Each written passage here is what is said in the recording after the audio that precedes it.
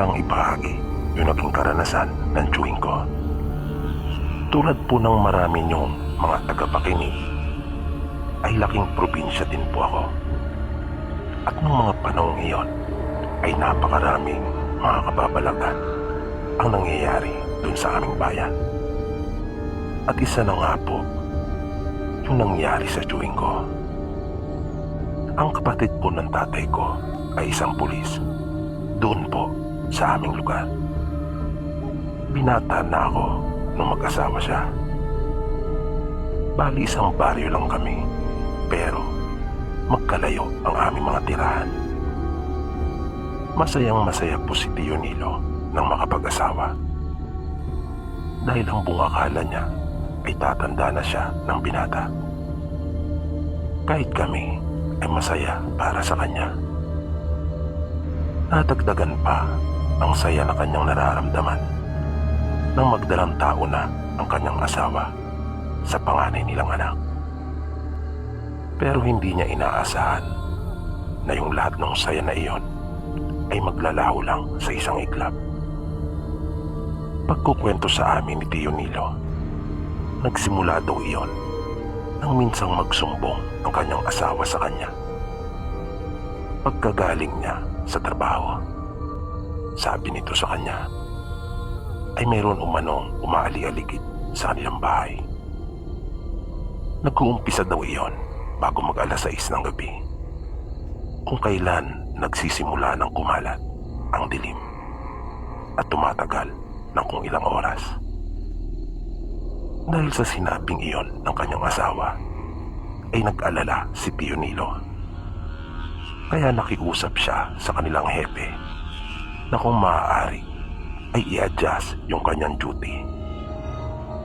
Nang sa ganon ay makauwi siya ng mas maaga sa kanila, na pinagbigyan naman ang kanyang kahilingan dahil sa ninong niya rin ito sa kanilang kasal. Nung mga sumunod na araw na maaga nang nakakauwi si Tio Nilo sa kanila, ay gumaan na ang pakiramdam ni Tia Merly na kanyang asawa. At masaya nitong ibinalita sa kanya na hindi na niya nararamdaman pa yung sinasabi nito na nagpapaikot-ikot sa kanilang bahay. Kaya kapwa na sila na panatag ng kanyang asawa. Minsan nang bumisita sa aming bahay si Tio Nilo, ay naikwento niya sa tatay ko yung tungkol sa bagay na iyon. At pareho sila ng hinala na maaaring aswang ang nararamdamang iyon ng kanyang asawa. Dahil noong mga panahong iyon po kasi sa amin, sir, ay talagang laganap ang tungkol sa mga aswang. At mayroon na silang pinaghihinalaan noong mga oras na iyon. Dahil sa lugar namin ay aming nakikilala yung mga pantog na may lahing aswang. Mga katutubo na rin sila sa lugar. Ibig sabihin, mga datihan ng naninirahan dun sa amin ang kanilang mga angkan. At sa maraming pagkakataon ay napatunayan ng mga tao dun sa aming lugar ang pagiging aswang ng mga ito.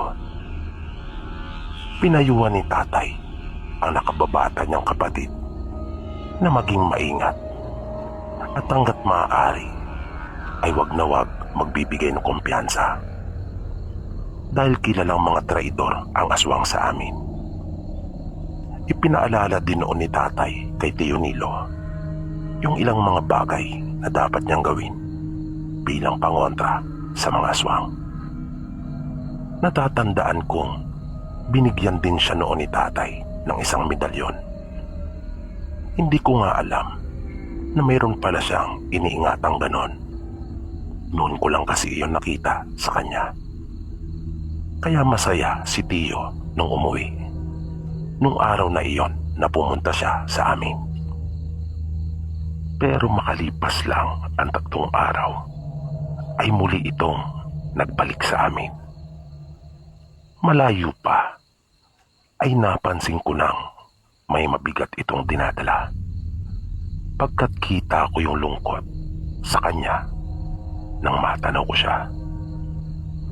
Nang hanapin niya sa akin si tatay ay sinabi kong nasa loob. Kaya pumasok na siya sa bahay at tinawag si tatay. Nang pumasok ako ay naabutan kong magkaharap na silang nakaupo. Kaya naupo din ako sa tabi ni tatay. Bungad ni Tio Nilo ay mayroon daw masamang nangyari. Kaya nais nitong humingi ng payo kay tatay. Kaya nagulat naman ang tatay ko at agad na nagtanong kung ano ang masamang nangyari. Sinabi ni Tio na nakapatay raw siya. Nag-aalala daw siya na baka balikan ng mga kaanak nito. Kaya nagpunta siya sa amin. Pagpapatuloy ni Tio Nilo, nagkaroon sila ng operasyon kinagabihan nung araw na bumisita siya sa amin. Pag-uwi niya sa kanila ng madaling araw, pagkapatay pa lang niya ng kanyang motor at hindi pa nakakapasok ng kanilang bakuran, ay may napansin na kaagad siyang tumalon sa kanilang bintana. Sabi niya marahil ay narinig nito yung kanyang pagdating dahil sa tunog ng kanyang motorsiklo. Nagulat pa siya nang kanyang makita iyon. Mabilis daw niya itong sinundan at pinutukan ng hawak niyang mahabang baril. Pero lupa yung mabilis at agad na naglaho sa kanyang paningin. Kaya bumalik na lang siya sa kanila dahil naalala niya ang kanyang asawa. Pagpasok niya ng kanilang bahay ay naabutan niya ang kanyang asawa na umiiyak at duguan. Takot na takot ito at sinabing wala na raw ang kanilang anak. Para siyang pinagsakluban ng langit at lupa nang kanyang marinig iyon. Matinding galit ang kanyang naramdaman na napapansin kong napapatimbagan pa siya habang nagkukwento sa amin. Sabi ni Tio, matapos niyang maasikaso ang kanyang asawa, ay mabilis siya nag-impake. Napagpasyahan niya na kanya na munang ihatid ang asawa sa mga magulang nito. At nang naroon na sila sa bahay ng kanyang mga biyanan, ay kanya silang binilinan na huwag ipaalam sa kahit na sino ang nangyari. Bumalik si Tio Nilo sa kanilang bahay. Armado ng kanyang baril na 38 at disabog, ay sumakay siyang muli sa kanyang motorsiklo. Pagkatapos na makapagtakip na mukha gamit ang panyo, mabilis niyang pinuntahan yung bahay nung isa sa bantog na aswang doon malapit sa kanila. Sa malayo niya ipinarada yung kanyang motor para hindi marinig yung kanyang pagdating. Marahan siya naglakad papunta doon sa bahay. Sumuot siya sa may silong. At nang kanyang masiguro ang kinalalagyan ng aswang, matapos itong umubo, ay agad niyang binusalan ng lupa ang dulo ng barel ng kanyang disabog. At mabilis na itinapat iyon sa katawan ng nakahigang aswang at kinalabit ang gatilyo. Pumailan lang sa katahimikan ng gabi ang isang putok na nasundan iyon ng impit na pagdaing ng aswang. Bago siya mabilis na umalis, ay nakita pa niyang tumutulo ang napakaraming sariwang dugo sa lupa. Matapos na saluhin ng katawan nito ang lahat ng bulitas ng bala ng kanyang disabog, mabilis siyang bumalik kung saan niya ipinarada ang kanyang motor.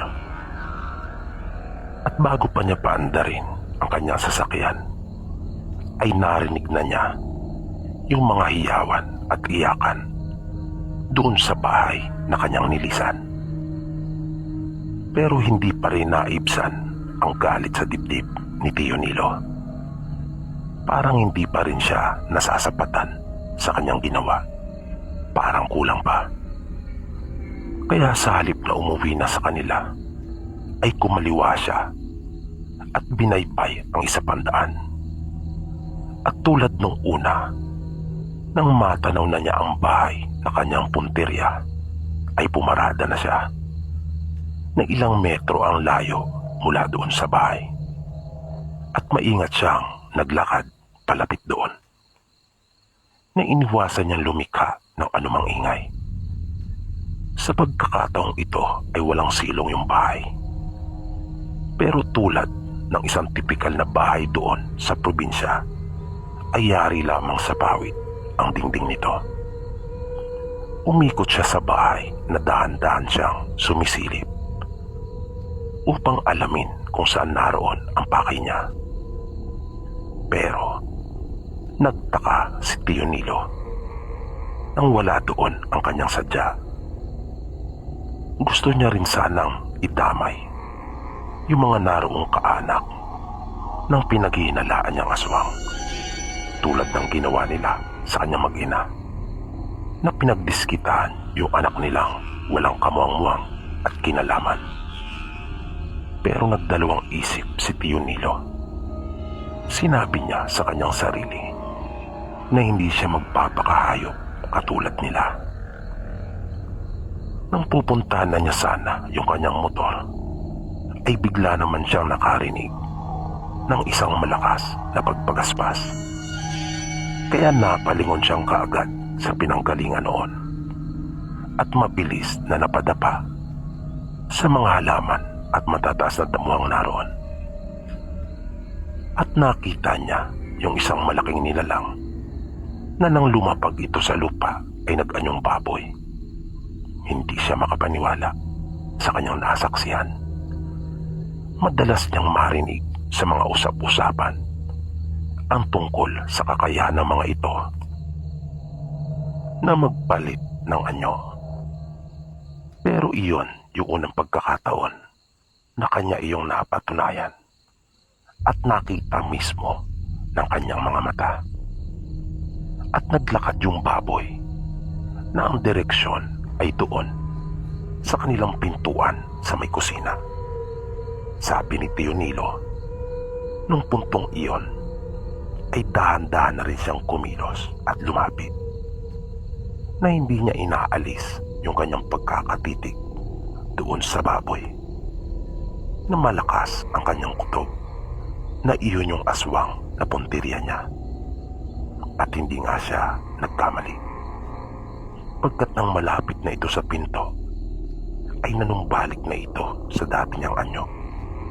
At nang bubuksan na nito yung kanilang pintuan ay wala nang inaksaya pang sandali si Tio Nilo. Matapos na busalang muli ng lupa yung dulo ng kanyang baril, ay mabilis niya iyong tinakbo. At nang maisiguro niyang sapat na yung kanyang distansya mula dito, ay agad niyang kinalapit ang gatilyo, na nakita pa ni Tio Nilo kung paano nagulantang yung aswang nang mapalingon ito. Pero huli na ang lahat. Agad itong bumagsak sa lupa at nakapasandal sa dingding ng kanilang kusina. Nagawa pa nitong makapagsalita at sinabing kanya na raw inaasahan iyon. Nakiusap pa ito kay Tio na kanya nang wakasan ang buhay nito. Mas mabuti nga raw iyon sapagkat pagod na rin siya at nais nang mamahinga. Hindi umimik si Tio Nilo. Sa halip ay dinukot niya yung kanyang revolver na ang bala ay pilak ang dulo, na kanya talagang pinasadya para sa mga pagkakataong ganon, na laan talaga para sa mga aswang. At isang putok lang ang kinailangan niya para tapusin yung aswang na siya palang pumatay sa kanilang anak. Nang ibaling ni Tio Nilo yung kanyang pansin, ay nakita niyang nakatayo na rin doon sa malapit ang mga kaanak nito, na masama lang na nakatingin sa kanya. Wala siyang narinig kahit isang salita sa mga ito. Bago tumalikod si Tio Nilo, ang tanging nabigkas lang niya at iniwang salita sa kanila ay ang mga katagang amanos na tayo.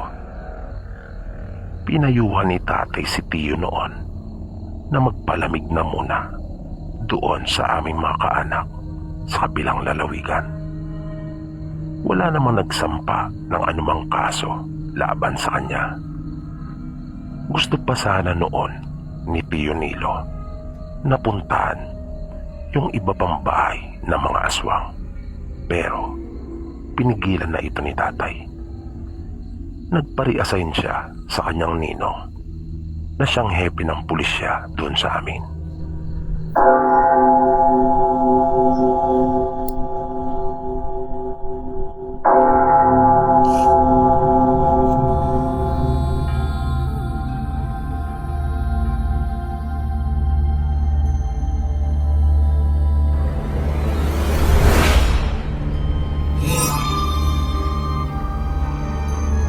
Laking Maynila po ako.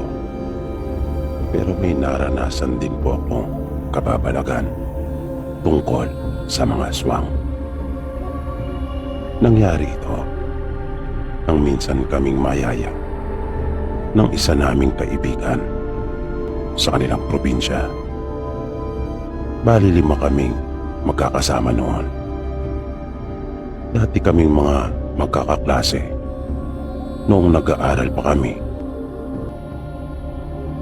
At minsan nga na magbakasyon kami doon sa kanilang probinsya pagdating ng mahal na araw.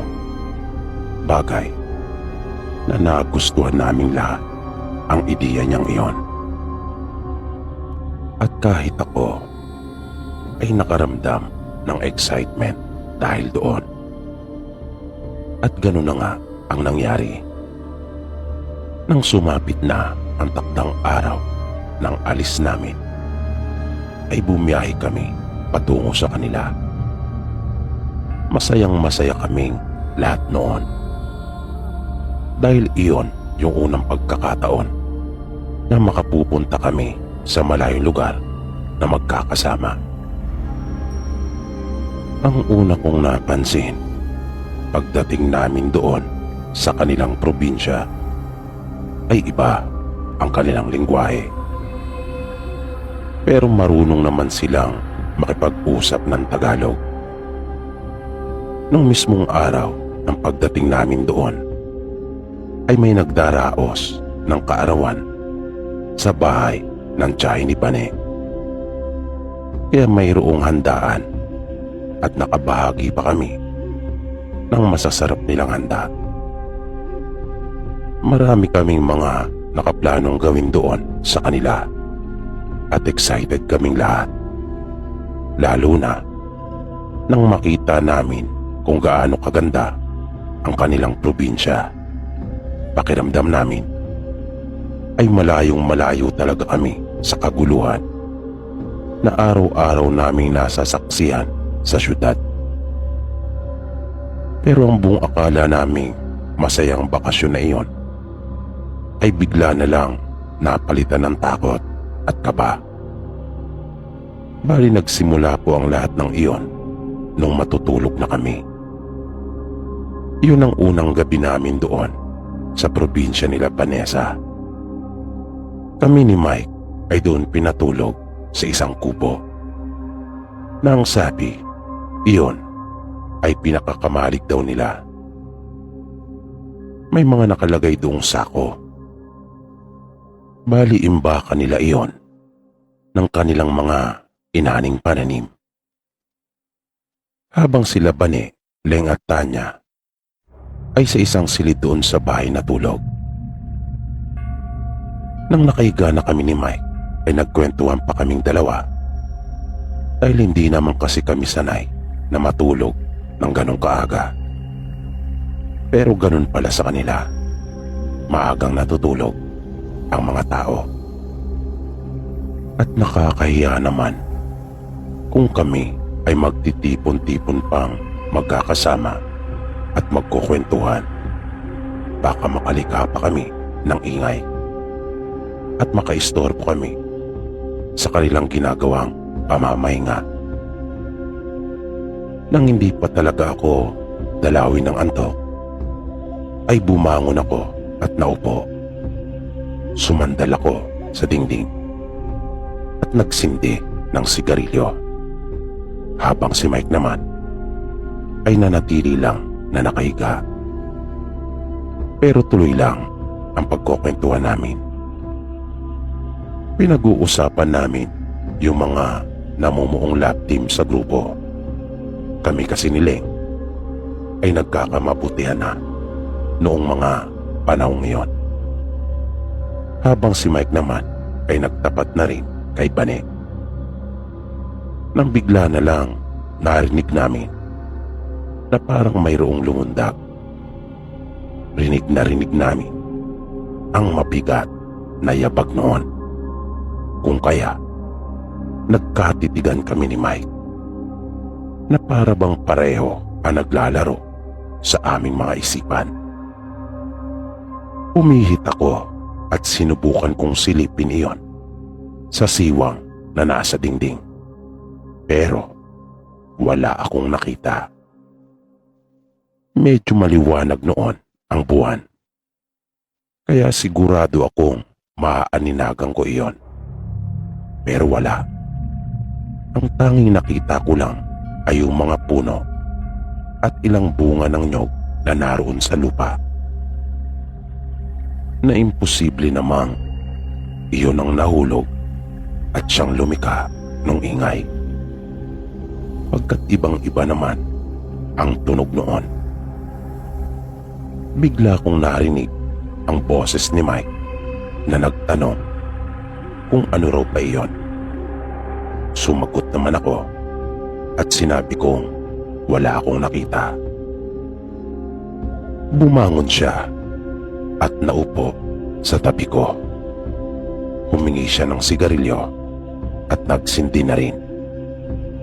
At matapos na makapagsindi ay bigla itong nagtanong kung mayroon kayang aswang doon kanila Vanessa. Bagay na aking ikinagulat na lubang di ko inaasahan na kanya iyong itatanong. At dahil sa aking pagkabigla ay naitanong ko na lang rin sa kanya kung totoo ba ang mga aswang at kung talaga bang naniniwala siya sa mga ito. Tinitigan niya muna akong sandali bago niya sinagot ang tanong ko. Sabi niya, totoo ang mga aswang. Katunayan, ang lola niya umano ay pinatay ng isang aswang. Dagdag pa niyang pahayag, ang probinsya umano nila Bane ay bantog pagdating sa mga aswang. Sinabi ko kay Mike na ang buong akala ko ay sa mga palabas lamang ipinapakitang laganap ang aswang sa lalawigan na iyon at hindi iyon totoo. Sabi niya, noon pa ay alam na ng maraming tao na naglipa na ang mga aswang sa lugar na iyon. Kaya nagtaka ako kung bakit sumama pa rin siya, gayong alam na pala niyang maraming mga aswang sa lugar at lubang delikado. Sabi niya sa akin, pangarap niya raw talagang makakita kasi ng aswang. At kung pagbibigyan nga raw siya, ay nais niya pa talagang makasagupa ng aswang. At hindi lang basta makakita. Nangilabot ako sa kanyang mga sinabi. Naisip kong napakalakas naman ng loob ni Mike. Samantalang ako, ang makakita pa nga lang ay ayoko na. E di lalo na ang makasagupa pa ako ng isa sa mga ito. At biglang may dinukot si Mike mula sa kanyang bulsa. At ipinakita niya sa akin iyon. Isa iyong kwintas na mayroong krus na palawit. Sabi niya, Hindi siya natatakot sa aswang dahil doon, pagkat iyon ang kanyang mabisang pangontra. Kung kaya daw, malakas ang kanyang loob. Gusto ko rin sanang sabihin sa kanya na baka sa mga palabas lang mabisa yung krus at hindi sa totoong buhay. Pero hinayaan ko na lang dahil ayaw ko namang sumama ang loob niya sa akin. Nang bigla na lamang may dumapo sa bubungan ng kubo at nakita namin ni Mike kung paano iyon lumundo, na masasabi mong mabigat talaga yung dumapong iyon sa bubungan. Pagkatapos noon ay naramdaman namin yung dahan-dahang pagkaluskos doon sa itaas. Kung kaya napatingala kaming dalawa at may nakita kaming kulay pula na biglang nagliwanag doon. Kung kaya napaatras kami ni Mike sa pagkakaupo at napunta kaming dalawa sa sulok.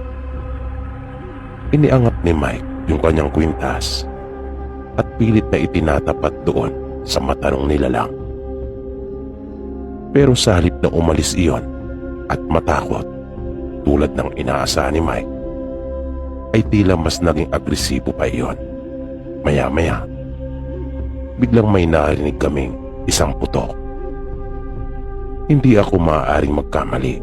Tunog iyon ng isang baril. At kasabay ng pagputok noon, ay may narinig kaming nagsalita. Pero sa kanilang lingwahe. Ngunit talatang galit ang tinig. At alam naming tuwin iyon ni Bane. At nang ibaling na naming muli yung aming pansin sa itaas, ay wala na roon yung bagay na pula na sa palagay ko ay iyon yung mata nung nilalang. Kaya doon pa lang ako nakahinga ng maluwag. Ilang sandali lang ay narinig na namin silang tinatawag kami, na mag-usisa kami sa kung ano yung nilalang na iyon na naroon sa bubungan. Ay sinabi nilang isa lang iyong ibon. Isang uri ng ibon na mahilig umanong mambulabog sa gabi. Pero habang pinapakinggan namin ang kanilang mga pagpapaliwanag, ay nagkakatinginan kami ni Mike. Pagkat kapwa kami hindi kumbinsido sa kanilang mga sinasabi, pareho kaming hindi naniniwala na sa aming palagay ay kanila lamang pinagtatakpan kung ano yung talagang totoo. At naisip naming marahil ay ayaw lang nila kaming matakot. Matapos iyon ay pinalipat na nila kami sa kanilang bahay. Nagsiksika na lang kaming lahat sa isang silid. At mas ayos na rin yung ganon kesa naman doon kami sa kabila na maluwag nga at aalog-alog kami. Pero malalagay naman sa panganib ang buhay namin ni Mike. Nang sumunod na araw, tulad ng napagkasunduan, ay namasyal kami kasama ang dalawa pang pinsan ni Pane. Bali 7 kaming lahat. At aming pinuntahan yung sinasabi nilang magandang talon na naroon malapit lang sa kanila. Pagdating namin doon ay talagang humanga kami. Maganda nga iyon, bagaman mababa lamang. Napakasarap ng tubig. Malinaw iyon at malamig. Pero sa kabila pala ng ganda nung nasabing talon na iyon, ay nababalot din pala iyon ng kababalagan na hindi maaari ang mag-ingay maging ang malalakas na boses. Kung kaya, limitado ang aming mga paraan ng pagsasalita, maging yung aming mga tawanan. At sinikap naming huwag mag-iwan ng kahit anong kalat. Pinanatili namin ang kalinisan noon hanggang sa kami ay umalis. Bago mag alas 3 ng hapon, ay nagpasya na kaming umuwi. Yun ang bilin sa amin ng tsuhin at tiyahin ni Bane upang hindi raw kami abutan ng dilim sa daan. Pagdating namin sa kanila, ay may naabutan kaming mga bisita. 3 sila na halos mga kaitaran lang rin namin. At naroon pala sila upang kumbidahin kami sa kanilang lugar pagkat mayroon umanong okasyon. Kung ano yung idaraos na iyon ay hindi ko alam pagkat wala din naman kasi nagtanong noong mga oras na iyon. Mga pamangkin sila ng tiyahin ni Bane sa kabilang side. Nang marinig namin iyon ay na-excite kami dahil minsan na naming naranasan ang handaan sa kanila nung dumating kami at masasarap lahat ng mga pagkaing inihanda. Kaya masaya kami dahil naisip naming makatitikim na naman kami ng mga masasarap na lutuin. Kinagabihan, tulad ng naunang gabi, maaga pa ay mga nakahiga na kami at nagkukwentuhan na lamang sa mahinang boses habang nagpapantok hanggang sa isa-isa na kaming makatulog. Ngunit ng mga madaling araw, sa halip na magising ako dahil sa lamig tulad ng unang gabi namin, ay tila kabaliktaran naman ang nangyari. Nagising ako dahil sa sobrang init. Parang napakamaalinsangan. Kung kaya sa halip na maghagilap ako ng kumot, ay nagubad pa ako ng pang-itaas kong damit. Dahan-dahan kong iniangat ang braso ni Ling na kasalukuyang nakayakap sa akin. Matapos kong mahubad ang aking damit, ay bigla namang umalingasaw ang napaka-lansang amoy. At nagulat pa ako nang bigla na lamang may tumaang anino sa may jalusi ng bintana. Kaya dali-dali kong tinungo iyon at tinanggal ang pagkakabuhol ng kurtina upang iyon ay lumadlad. Hindi na ako pinatulog pa nung pangyayaring iyon. Kinukutuban na talaga ako ng hindi maganda. Alam ko sa aking sarili na mayroon talagang nangyayaring masama doon sa lugar. Kaya naisip kong marahil ay totoo nga ang sinabi ni Mike ukol sa mga aswang na naglipa na doon sa probinsya nila Bane. Nawala lamang ang lahat ng isipin ko na iyon nang magsimula ng tumilao ang mga manok at di nagtagal ay unti-unti nang nagliwanag. At naramdaman kong isa-isa na silang nagising. Ako naman ay nanatili lamang na nakahiga at kunwari ay kagigising lang rin. Ayoko kasing sila ay mag-alala. Pero wala naman akong plano na ilihim talaga yon sa kanila. Ang plano ko ay kakausapin ko sila ng sarilinan at doon ko ipagtatapat sa kanila yung mga naobserbahan ko. Pagkatapos naming makapananghalian nung araw na iyon, ay dumating yung 3 nangumbida sa amin doon sa handaan. Kaya nagbiro pa ang mga pinsan ni Bane na napaka-espesyal naman daw namin pagkat talagang sinundo pa nila kami. Dagdag na sabi pa ng pinsan ni Bane para naman daw hindi sila makapaghintay at talagang excited na magkaroon ng mga bisitang taga Maynila sa kanilang handaan. Ngumiti lang naman ang 3 at nanatiling walang kibo. Kaya sinabihan na kami ng tiyahin ni Bane na magsipagbihis na pati ang kanyang mga anak ay kanyang pinagbihis na rin. Pagkat makakasama naming muli sila. At di nga nagtagal ay magkakasama na naming pinabaybay yung daan papunta sa mga nag-imbita sa amin. May kalayuan ang lugar na aming pinuntahan pero buti naman at patag lang iyon at hindi bulubundukin. Mahina pa naman ako pagdating sa mga lakaran. At nang sapitin na namin ang sa kanila, ay di pa naman karamihan ang mga taong naroon. Sa tansya ko, ay mga dalawang mag-anak pa lamang sila. Sinalubong kami ng isang matandang babae at tinanong yung tatlo na sumundo sa amin kung kami na raw ba yung sinasabi nilang mga bisita nilang taga Maynila. At mabilis na sumagot yung tatlo at sinabing opo. Nakita kong umiti ng pagkatamis-tamis yung matanda at sabay binati siling at pinuna ang buhok nito. Sabi ng matanda ay ang ganda raw ng kanyang buhok at kanya iyong hinahangaan. Maganda kasi talaga ang buhok ni Ling at agad mo itong mapapansin. Mahaba iyon na tuwid at maitim na makintab.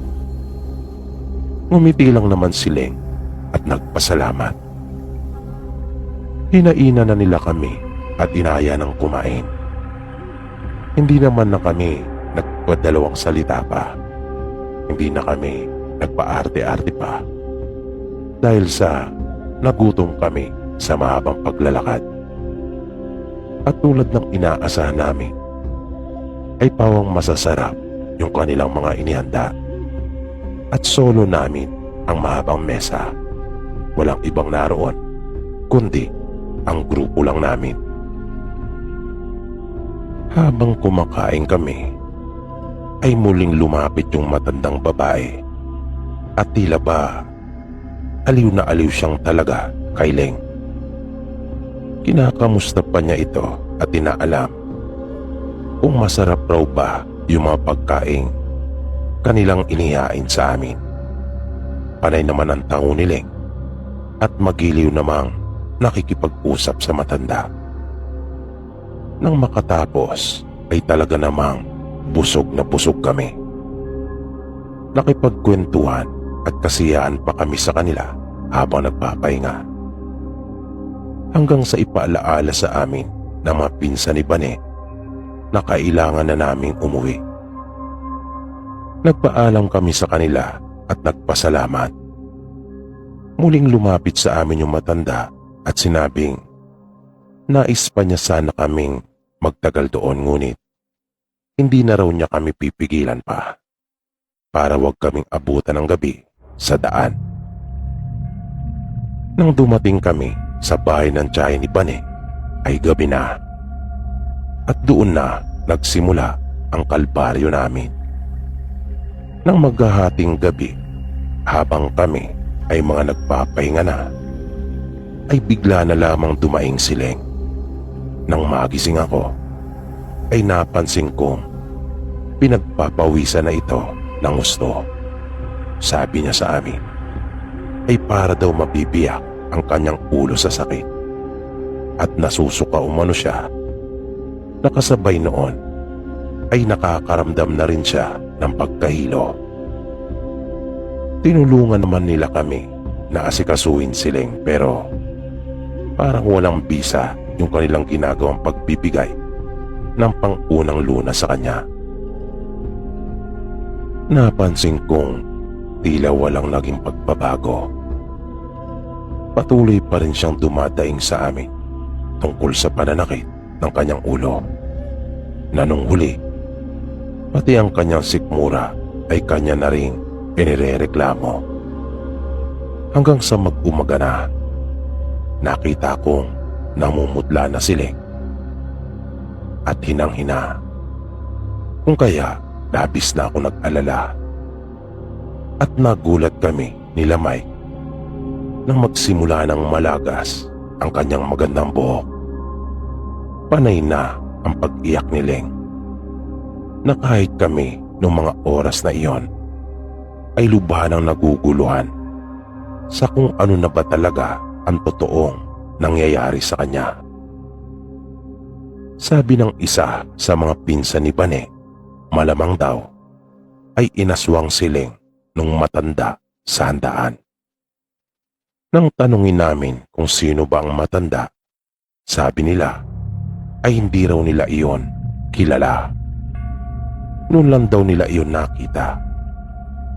Nalabis kami nagtaka nila Bane, dahil ang buong akala namin ay kamag-anak din nila iyon. Sabi ng tiyahin ni Bane, gagawin daw niya ang lahat para kami ay matulungan.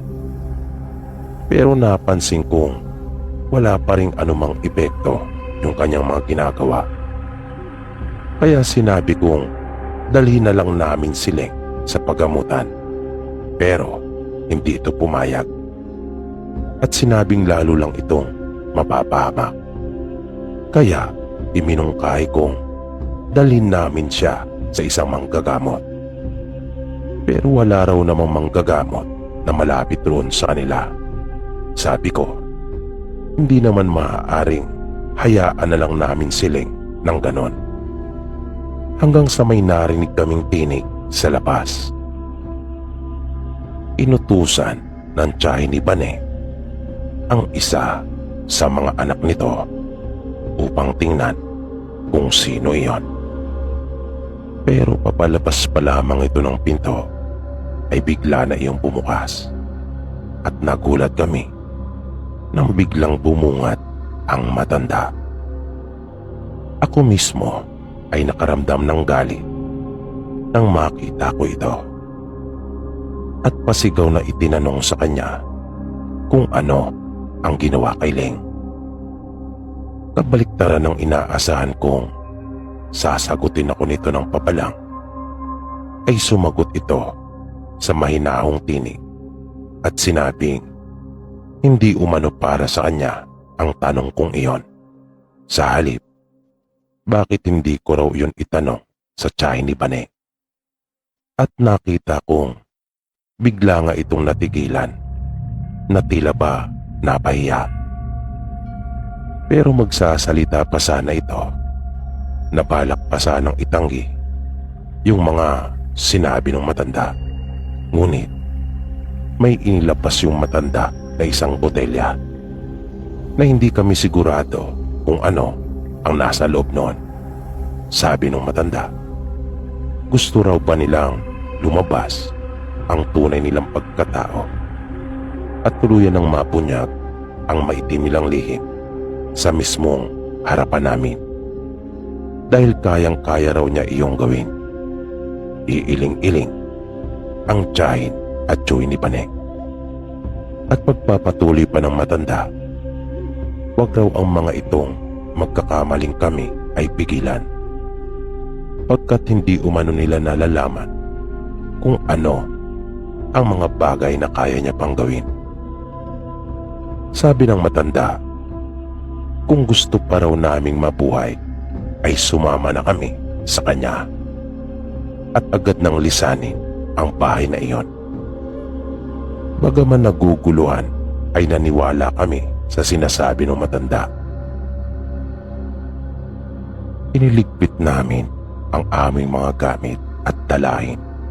Pagkatapos ay magkatuwang naming inalalayan ni Mike si Leng. Yun na siguro ang pinakamahirap kong naranasan sa buong buhay ko. Nakailang tigil kami pagkat nahihirapang talaga si Leng. Nanghihina ito at hindi pa bumabalik ang dati nitong lakas kahit na may ginawa na sa kanya yung matanda. Pero sabi niya sa amin ay unti-unti nang bumubuti ang nararamdaman niya. Yun nga lang ay talagang mahina pa ang kanyang katawan noong mga oras na iyon. Nang marating namin ang bahay ng matanda, ay doon pa lang kami napanatag.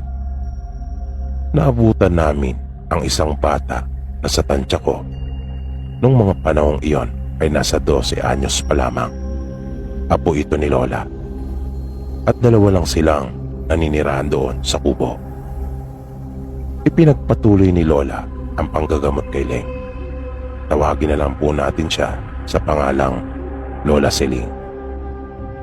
May ibinigay din siyang gamot kay Leng na siya niyang ipapahid sa ulo upang mabilis na tumubo ang kanyang buhok at manumbalik ang dati nitong ganda. Hindi naman makapaniwala si Bane na aswang ang mag-anak ng kanyang tiyuhin. Nang ikwento ko sa kanila yung mga naobserbahan ko, ay nakikinig si Lola Siling. Sabi niya, malamang nung unang gabi ay ibang aswang talaga yung nagtangka sa aming dalawa ni Mike. Kung kaya, nagalit ang tiyuhin ni Bane sapagkat ayaw nitong mapakialaman ng iba ang pagkain nila. Nalaman din namin nung huli na ang pangunahing may gawa ng pangaaswang kay Leng ay ang tiyahin ni Bane at dalawang pinsan nito. At hindi na umano kami paalisin pa sa bahay nila na kami ay kanilang uunti-untiin. Nagtaka naman kami kung paano nagawa ni Lola Siling na kami ay matulungan. Ang sabi niya lang sa amin, dahil daw iyon sa kanyang panga. At kanyang ininguso sa amin yung malaki, ngunit lumang banga na pinaglalagyan nila ng inigib na tubig. Nakita raw niya kami sa tubig na naroon sa loob ng panga. Na nang marinig ko iyon, ay talaga namang nanindig ang balahibo ko sa katawan. Ilang araw at gabi din kaming nanatili muna sa bahay ni Lola Siling hanggang sa bumalik na kami sa Maynila. Utang ng asawa ko ang kanyang buhay kay Lola Siling. Kung saan man siya naroon ngayon, kung sakali mang nabubuhay pa siya, ay hangad ko ang kalakasan at kaligtasan niya.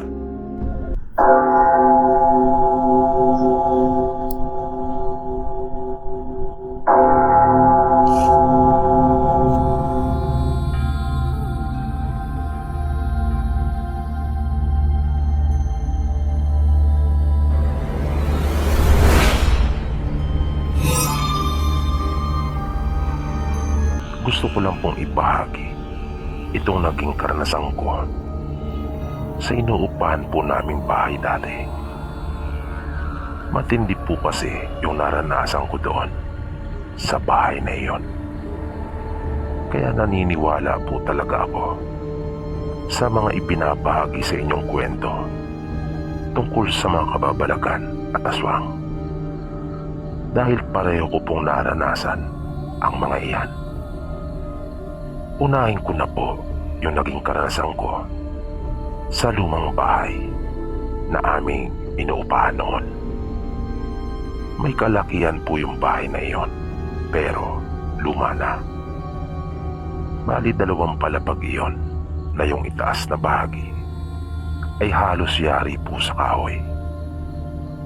Sa pasimula pa lang po, nung kalilipat pa lang namin, ay nakaramdam na ako ng hindi maganda doon sa bahay.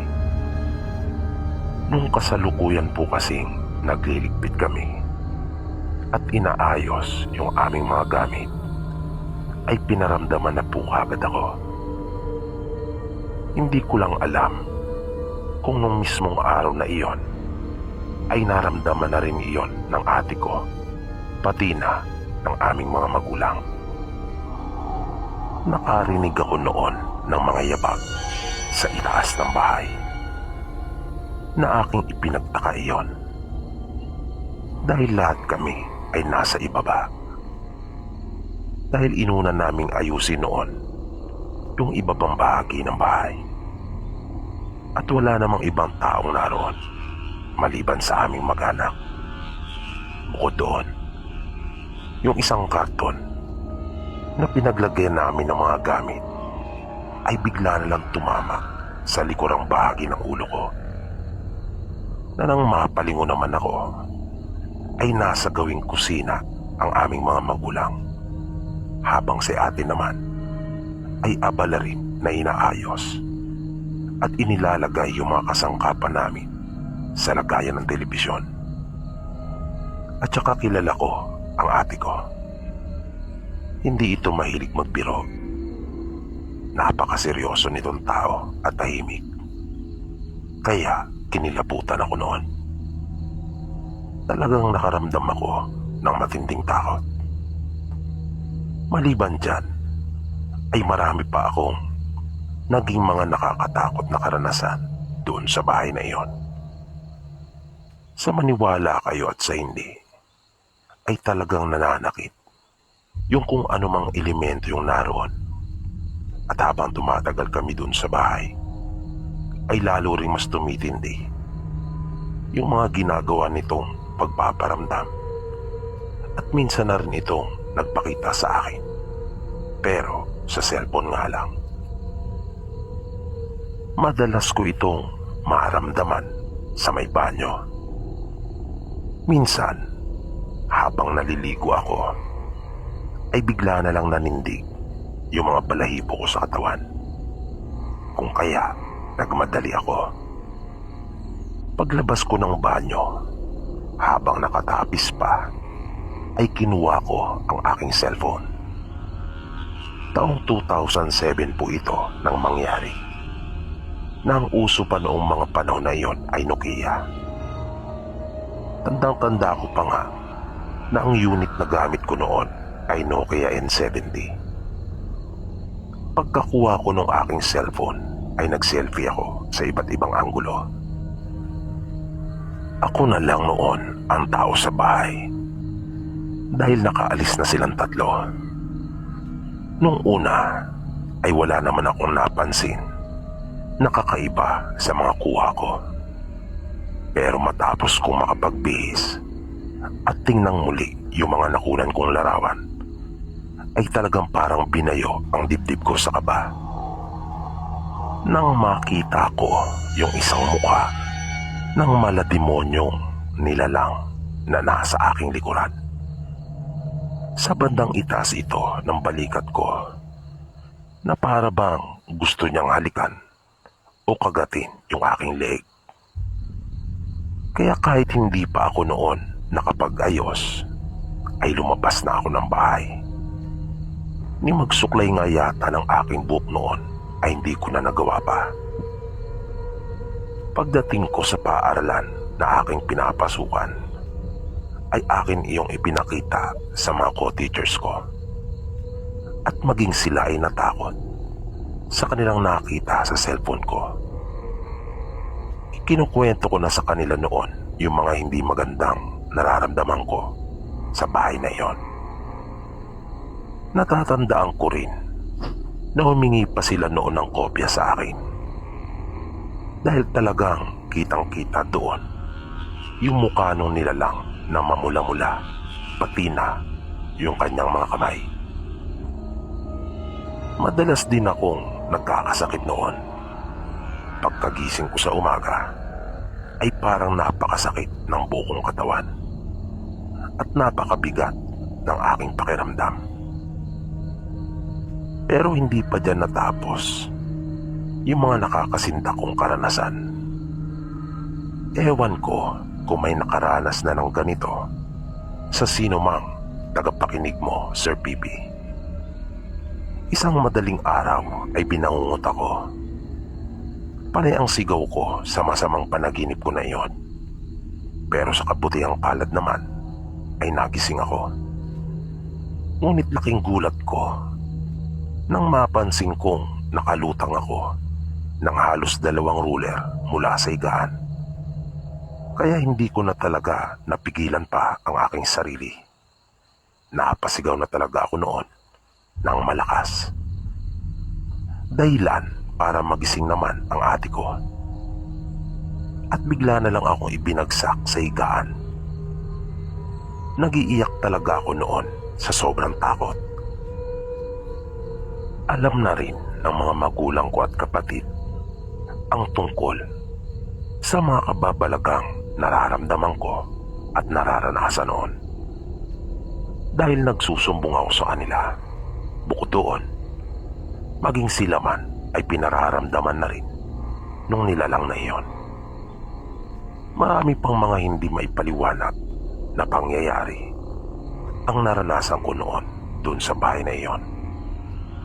Pero ang pinakamalala ay nung minsang magbanyo ako.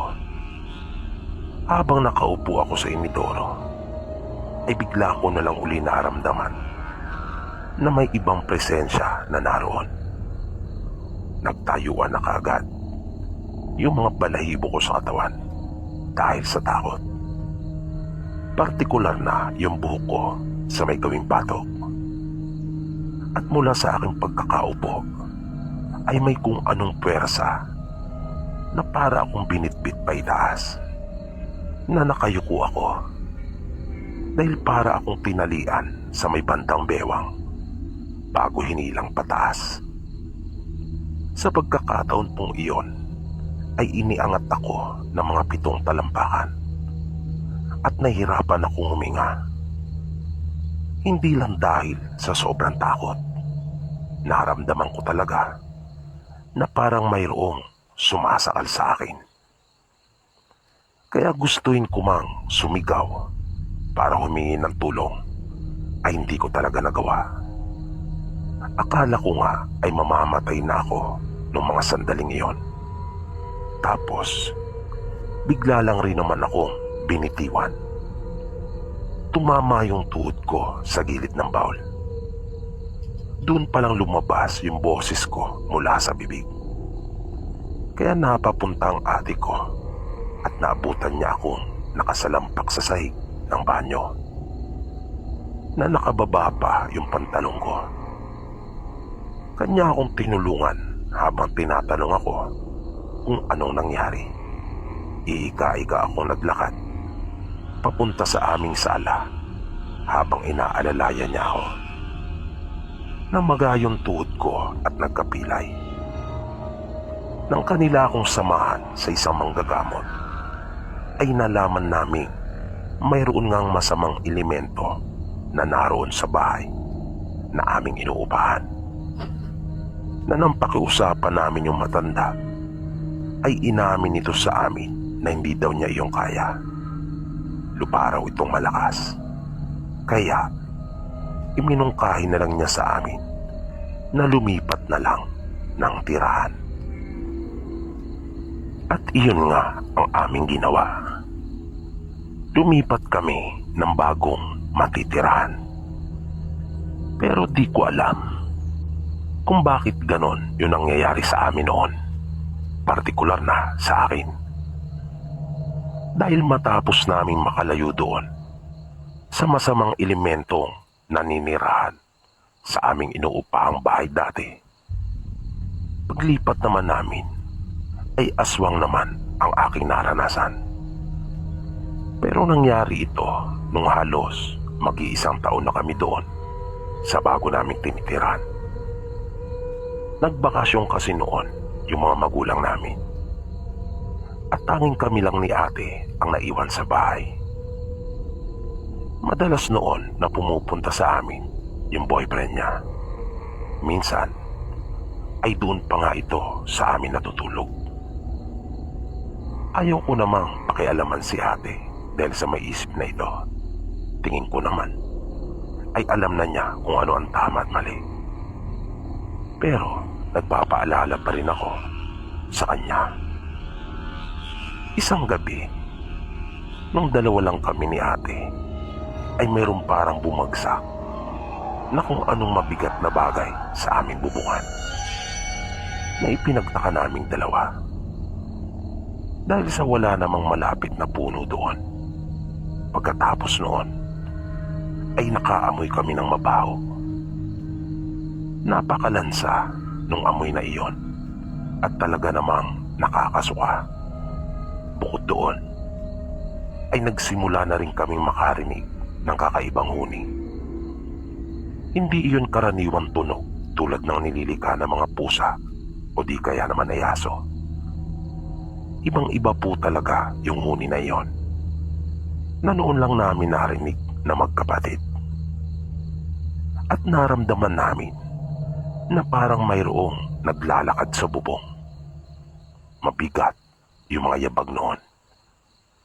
Mabilis akong bumaba para siguraduhin na nakasara yung aming pinto.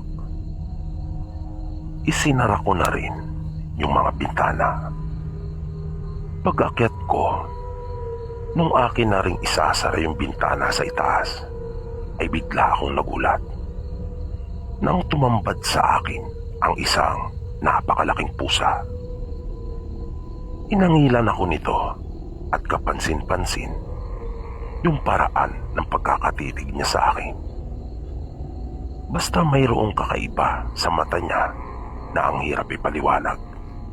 At dahil doon ay kinutuban ako na hindi iyon karaniwang pusa. Dinampot ko yung walis tambo at inambahan ko ito na akin siyang hahampasin. Minsan pa itong umangil sa akin bago tuluyang umalis. Si ate naman ay panay lang ang sigaw habang nasa aking likuran. Bago ako nahiga nung gabing iyon, ay makailang ulit kong sinigurado na nakasarang mabuti ang mga pinto at bintana. Nauna nang natulog si ate sa akin noon dahil tinapos ko pa yung aking lesson plan. Nung nakahiga na ako, ay bigla naman akong nagising. Di ko alam kung gaano na ako katagal nakaidlip. Para kasing mayroong nasa loob ng kwarto namin maliban sa aming dalawa. Kumabog kaagad yung dibdib ko, pero nanatili lang ako nakahiga at hindi kumikilos. Panandalian ko pang sinanay yung mga mata ko sa dilim. Pareho kasi kami ng ate ko na hindi makatulog kapag may ilaw. Kaya nagpapatay talaga kami. Nang mapansin ko na tila nawala na yung nararamdaman ko, ay dahan-dahan na akong umusad papunta doon sa switch na malapit sa akin sa may dingding. Pagpindot ko, ay bigla akong nagulat nang makita ko may isang taong nakatayo doon sa may sulok. At mabilis na kumilos sabay talon sa bintana. Mahaba ang buhok nito, pero ang pangangatawan ay katulad sa lalaki. At yung balat niya ay talaga namang kakaiba. Nagtaka ako kung paano niyang nagawang makapasok. Hindi ako nakagalaw sa pagkakaupo ko sa aming higaan. Naaluha talaga ako sa tindi ng takot. Pinalipas ko muna ang ilang minuto bago ko ginising si ate at tumayo. Lumapit pa ako sa may bintana kung saan ito lumundag. Mataas iyon. At wala kang ibang babagsakan kundi doon sa ibaba. Dahil sa mga nasaksihan kong iyan, ay talagang naniniwala na ako sa mga kababalagan pagdating sa mga masasamang elemento at aswang. Kaya nga kapag nakakapanood ako ng mga palabas na katatakutan, ay mabilis na bumabalik sa akin yung mga naranasan ko. Agad na sumasagi sa isipan ko ang lahat ng iyon. At kaya nga pala kami inaswang nung mga pagkakataon na iyon, ay nalaman ko nung huli na si ate pala ay nagdadalang tao